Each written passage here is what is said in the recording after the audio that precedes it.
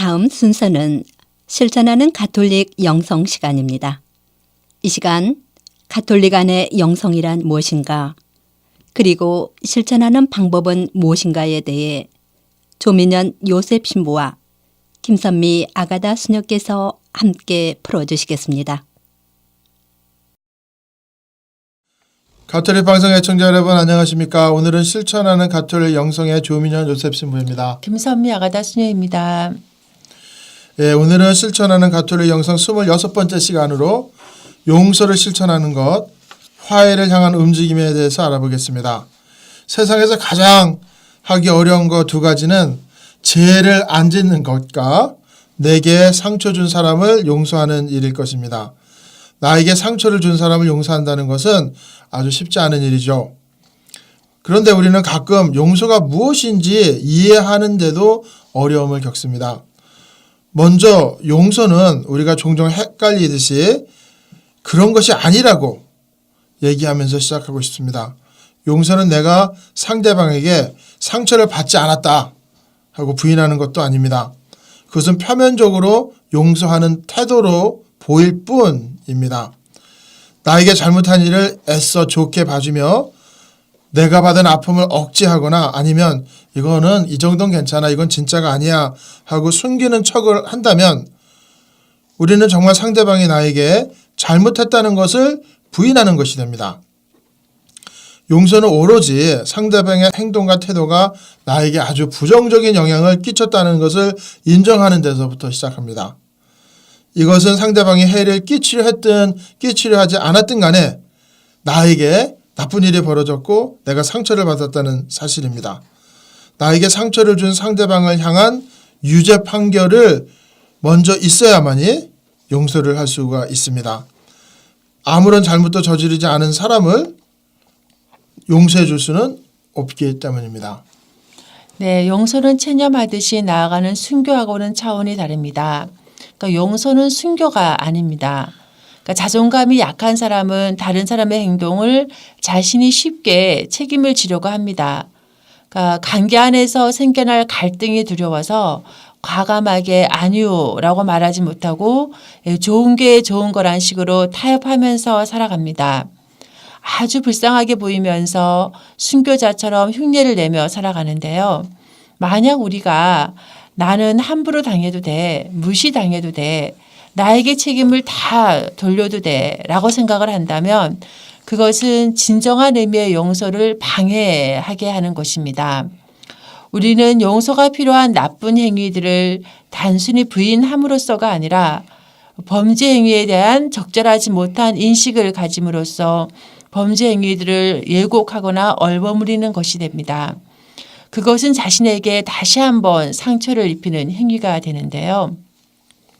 영성가들이 예리하게 지적하듯이 용서는 자신에게 상처를 준 사람에게 집행유예를 준 것이 아닙니다. 우리가 누군가를 용서한다고 생각하면서 마음속으로는 그 사람에겐 나의 관용이 필요했을 거야 라는 생각이 조급하게 벌어지고 있는 것을 발견하게 됩니다. 그러나 나에게 잘못한 일을 애써 좋게 봐주려고 하는 것은 저질러진 악을 예면하는 것입니다. 용서한다는 것은 올바르지 않은 행동을 봐준다는 것이 아닙니다. 사기나 절도, 정서적으로 폭력, 육체적인 폭력, 인권을 착취하는 행위 같은 것은 본질적으로 용서할 수 없는 악이고 파괴적인 행위입니다. 누가 감히 그것을 용서할 수 있다고 말할 수 있겠습니까? 이 같은 행위들을 용서한다는 것은 나 괜찮아 라고 말하거나 심지어는 내가 이번에는 봐줄 테니까 다음에는 하지 마 라고 하는 것은 단순한 땜빵을 하는 것 뿐입니다. 그런 용서는 가해자에게 계속해서 폭력을 일삼아도 좋다는 무언의 허락을 주는 것과 같습니다.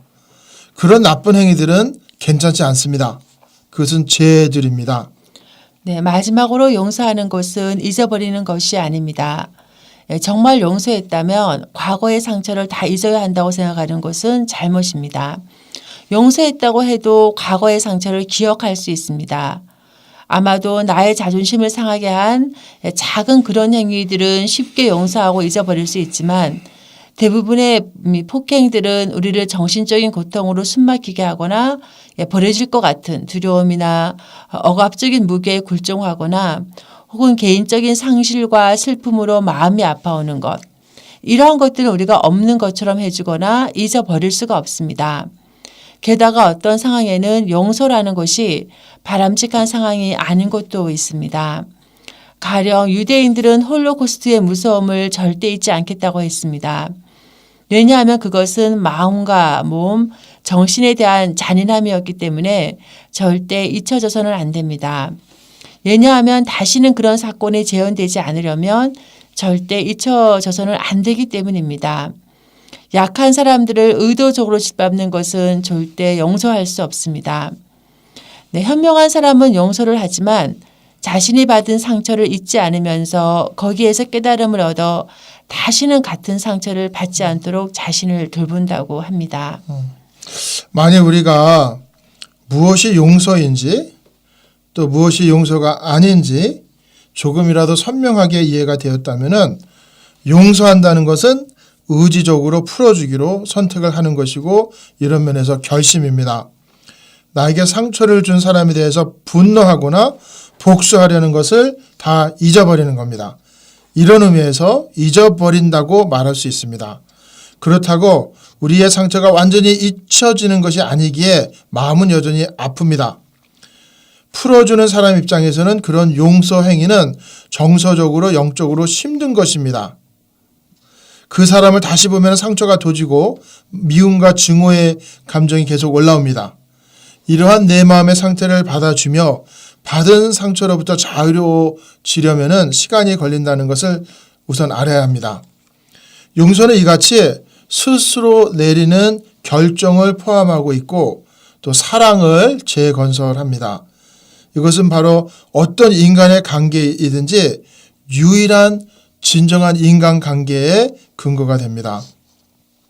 그런 사랑의 형태는 유일하게 하느님과의 관계를 안정되게 만들고 하느님은 우리와 다른 이에게 이 사랑을 할 수 있기를 끊임없이 부르십니다. 용서하는 것은 바로 하느님의 사랑의 신비에 참여하는 것입니다. 옛날 속담에 실수하는 것은 인간적인 거지만 용서하는 것은 바로 신적이다라는 말이 있습니다. 진정한 용서는 신적인 사랑의 핵심으로 우리를 이끌어줍니다. 그럼 여러분 다음 시간에 여러분을 찾아뵙겠습니다. 안녕히 계십시오.